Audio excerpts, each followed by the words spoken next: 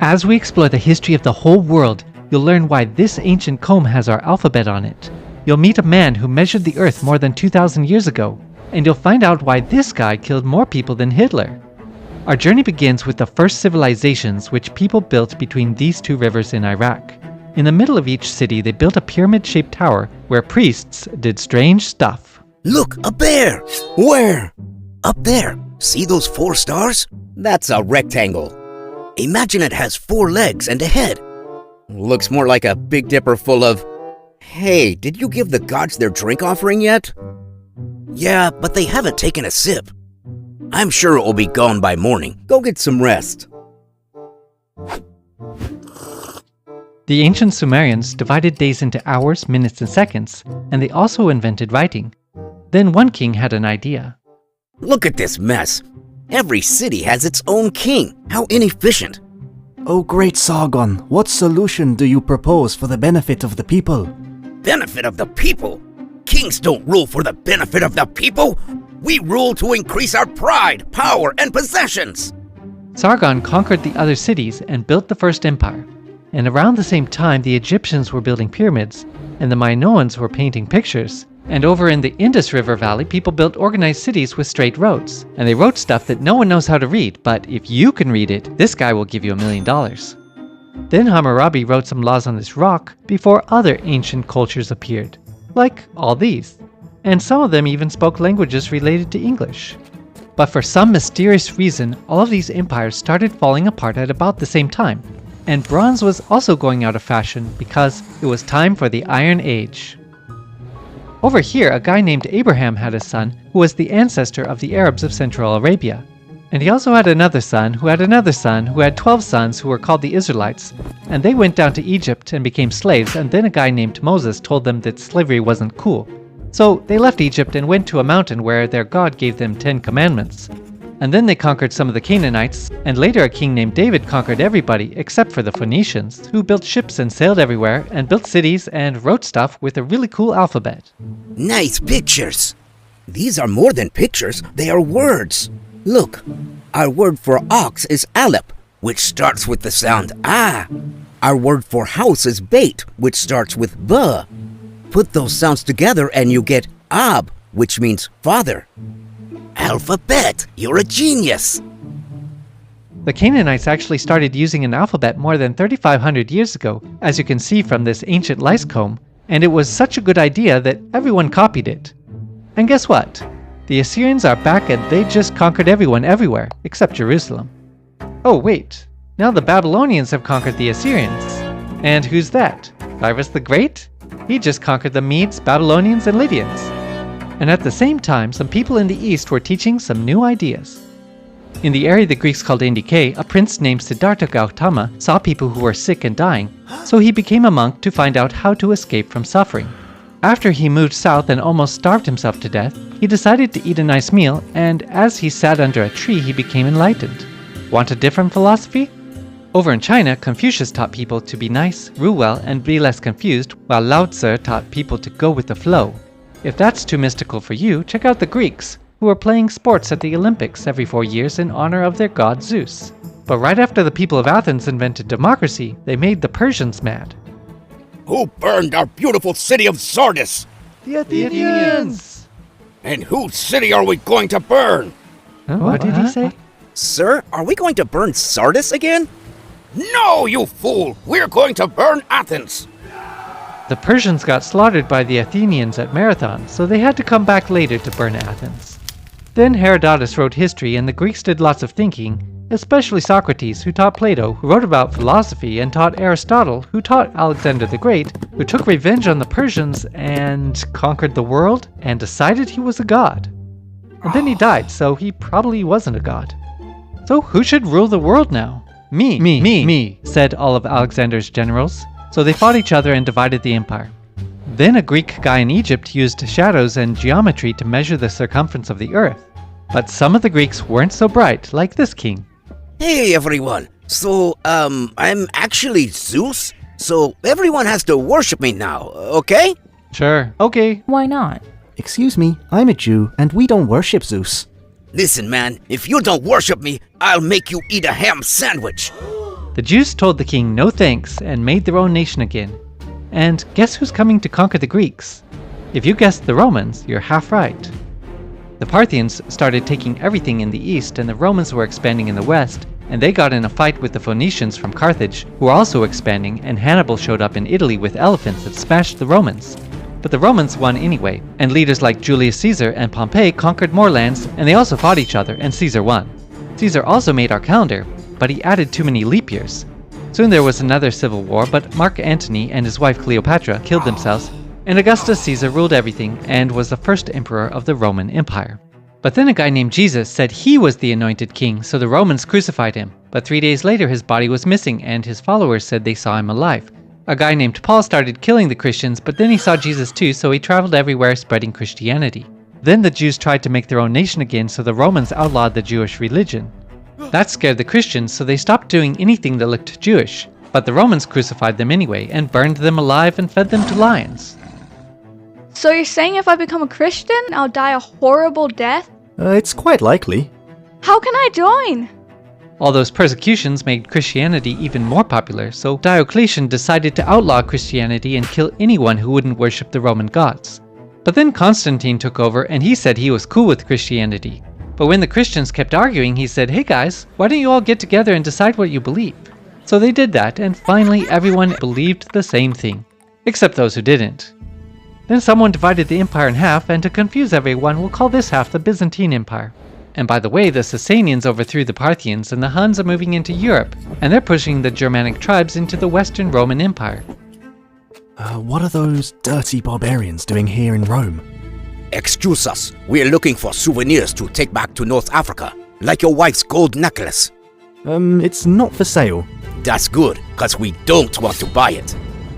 Some of the Germans called Vandals vandalized Rome, and others came to stay and conquer. But since they were in Rome, they did as the Romans, so the Western Empire isn't as dead as it looks.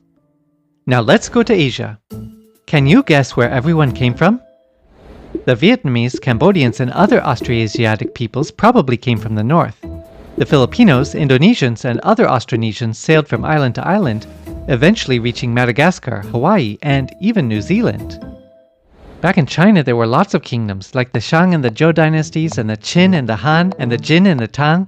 And sometimes there's only one China, and sometimes there's 2 or 3 or 16 Chinas. And sometimes they built walls to keep people out. Actually, the wall was my idea. The Chinese also invented paper and printing, and they were the first to use toilet paper too. The Romans wiped with sponges on sticks, the Greeks used broken clay pots, and everyone else used whatever was available. Actually, we use water. Anyway, as the Chinese expanded, the Burmese, Thai, and other tribes moved into Southeast Asia, eventually overthrowing the Mon and Khmer kingdoms, and the Vietnamese also expanded south. Down in South Asia, 3 things were happening that would shape the region to this day. First, people started reciting mantras that are still used today. Second, India was unified when the Nanda Empire was conquered by the Maurya Empire, which was enlarged by King Ashoka, who conquered most of modern India except the Tamil kingdoms. When he was done killing people, he became a Buddhist and sent missionaries to spread Buddhism everywhere, so everyone would stop killing people. Then the Satavahanas killed some people.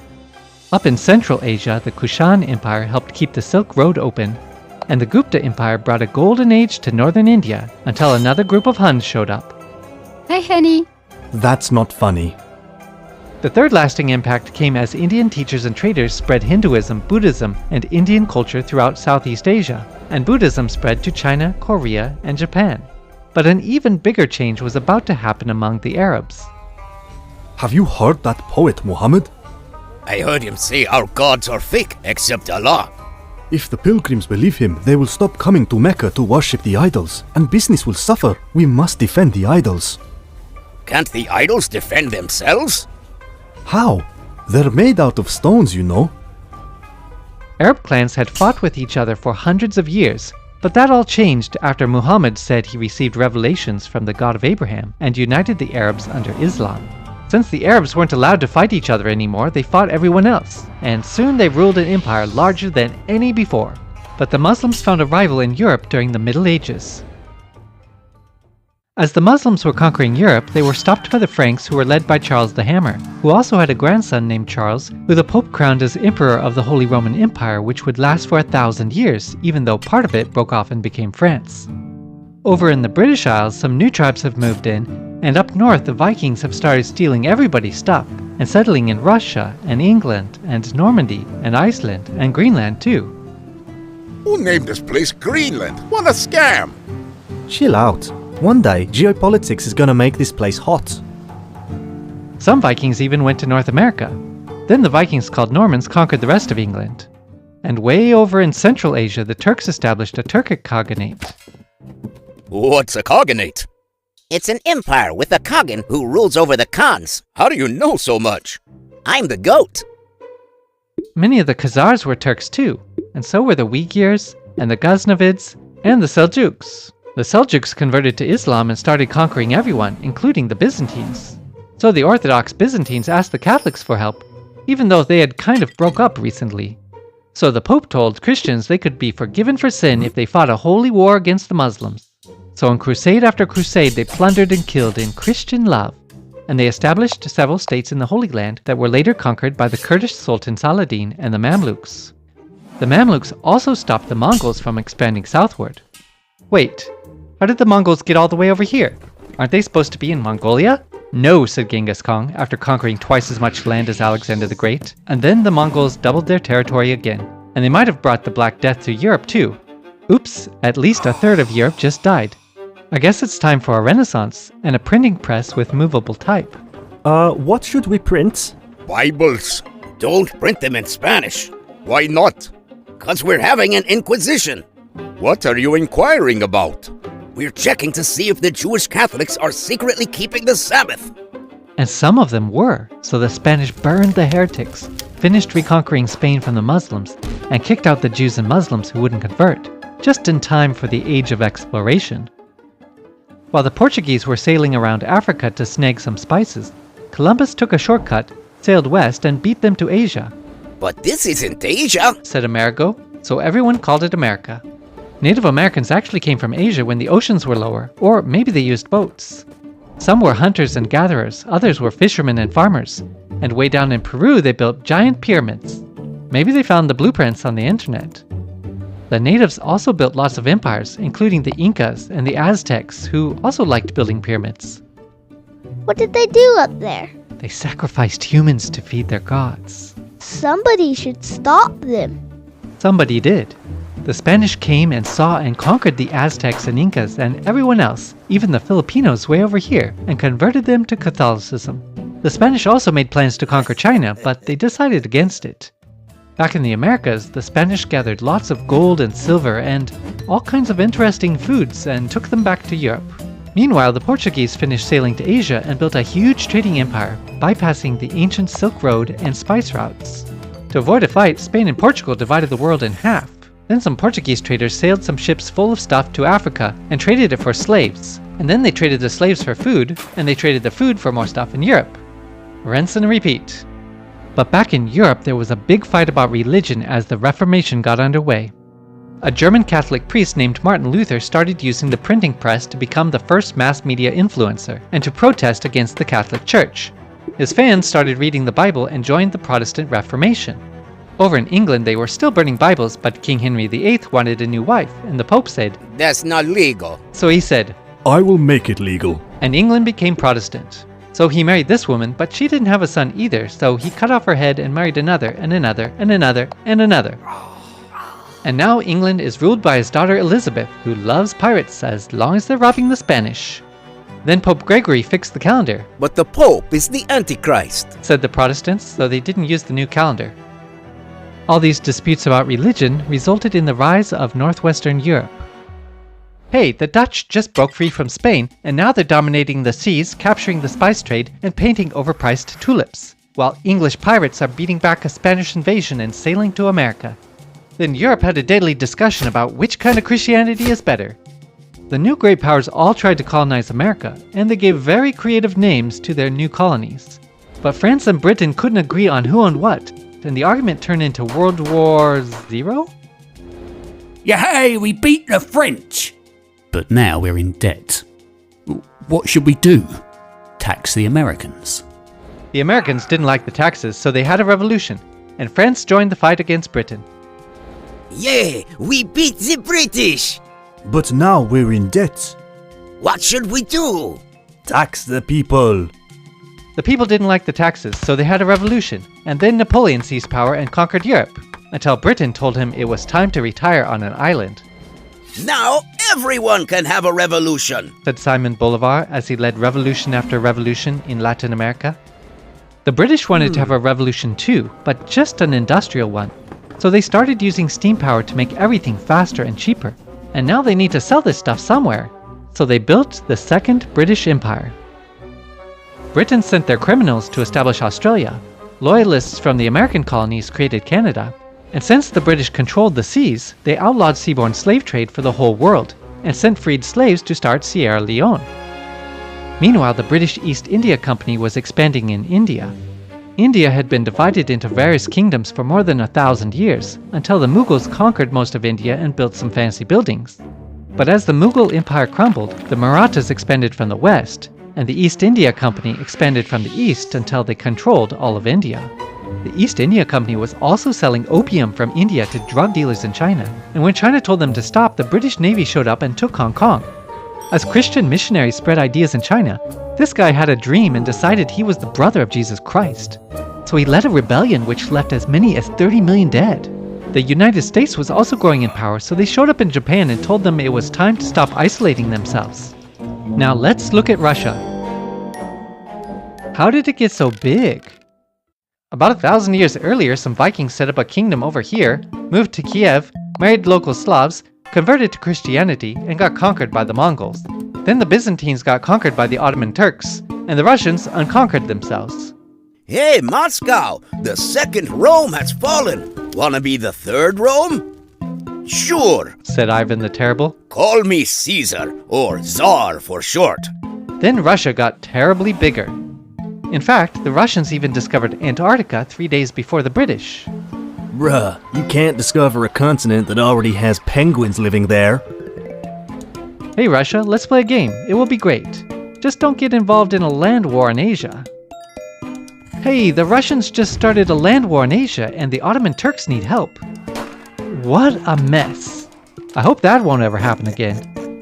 Way over in the United States, the Americans were still isolating themselves. So they fought a war with themselves, and they also freed their slaves. Back in Europe, Italy just united, and Germany too, and they want some colonies just like the other cool kids. What can we colonize? I guess it's time to scramble for Africa, Wait, said Germany. we need rules. First, you can't claim anything that's already claimed. And second, you can't claim anything you don't occupy. Bro, Africans already claim and occupy the whole continent. Yes, but my cousin Darwin looked at some bird beaks and discovered that humans evolved from pond slime. So quite obviously, Europeans are the fittest to survive and rule over the world. It's science. Dude, if your brain evolved for survival, how can you trust it for truth? And you've forgotten the empires of Egypt and Kush, Aksum and Ethiopia, Numidia and Kanem Borno, Ghana, Mali and Sangai, the kingdoms of Benin, Oyo and Ashanti, the traders on the Swahili coast and the builders of the Great Zimbabwe, Mutapa and Maravi, the Kingdom of Congo and the Zulus, and all the other African empires. But the race had already begun, so the Italians invaded and the Belgians butchered. The Germans set up new bases and the Portuguese held on to theirs. The French captured new colonies, and Britain became the biggest empire in history. And all this competition is taking the great powers down the path to war. The empires are all expanding, except the crumbling Ottoman Empire. And now there's nowhere left to expand except the crumbling Ottoman Empire. And now everyone's inventing crazy new technologies like telegraphs and telephones, airships and airplanes, battleships and submarines.